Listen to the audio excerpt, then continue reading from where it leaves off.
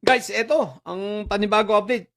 Kung naalala nyo, may ipinost ako na yung mga sasakyan, mukhang totoo nga. At mukhang totoo na talagang si Bato ay nakatakas na. Pero dahil nga, eto, pakinggan muna natin to ha. Itong binalita ni Corina. Let's go.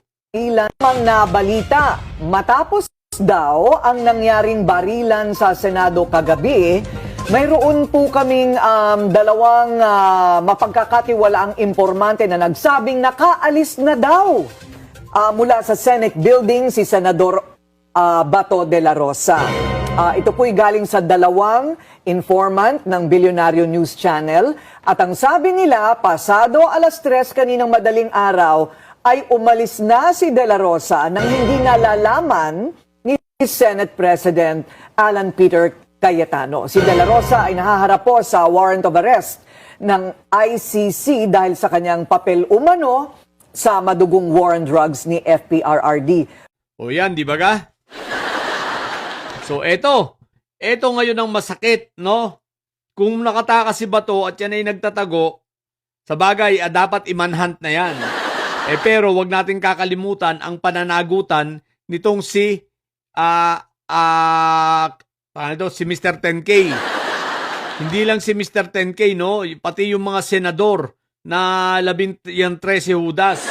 Kailangan ngayon silang managot sa batas sapagkat sila ay nangako na kanila yung under custody nila, under protective custody nila, no? Kailangan nilang panagutan ngayon yan. So ngayon, eto tayo guys ha. Sinabi ko rin sa inyo na baka gagawa ng history itong si Cayetano. The shortest sitting Senate President. Pinakamaigsing naging Senate President na naupo. No? Mukhang magkakatotoo ang hula na baka next week iba na ang Senate President. Di ba Kiko? Ano ba yun? Paramdam na ba?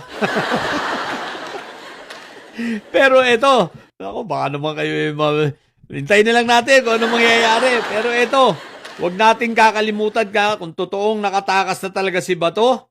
Sapagkat marami na ang naglabasan, mukhang itinakas na rin ni Robin, dapat ang lahat ng ito ay managot. Hindi lamang managot sa taong bayan, managot mismo sa batas. Sapagkat ginagago nila ang ating batas, ginagago nila ang ating konstitusyon, lahat ginagago na ng mga ito. At hindi tayo papayag, hindi pwede yung ganun pag sa ordinaryong mamamayan. Yung kagaya nun sa teacher, 5,000 nga lang nakulong, di ba? Yung nanguha ng mangga nakulong. Ito crimes against humanity ang kaso nito ni Esprikitik. Anong nangyari, di ba? Pinagtanggol ninyo under custody, protective custody ng Senado, anyari ngayon. So ito aabangan natin kailangan magpakita kayo ng ebidensya, proof of life. Video updated na si Bato live. Total, mahilig kayo mag-live I-live nyo si Bato ngayon, di ba? Ang hilig nyo kaya mag-live, kayong mga 13 Judas. Kagabi lang ang dami yung nakalive Nakalive si Mark Villar, nakalive si Bongo, nakalive si Senator Esprikitik, nakalive si Mangga. O di ba ga? Lahat na kayo nakalive halos. O ngayon, tingnan natin, proof of life ang kailangan namin. At talagang magwawala ang taong bayan nito. O, di ba? O ngayon naman sa ating mga operatiba, andyan na, at large na si Bato. Kung sakali, andyan na, nasa labas na, i-manhunt nyo na.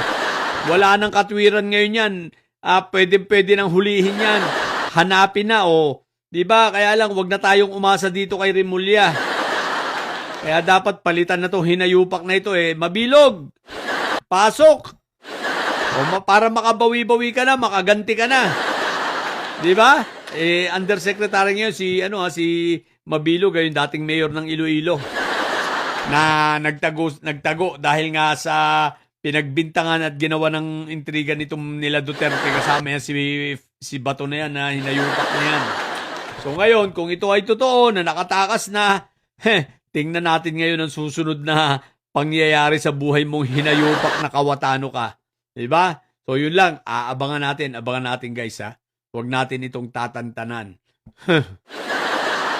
Mukhang papalpak ang shooting nito mga sabi niya kahit lumabas ito sa script ha. Sa mga bobong didilis dyan na nyo. Ang tatay nyo ay preso, ang BP nyo ay bobo. Manatili kayong mga bobo at may side sapagkat ang may side ay laging high blood. Bye!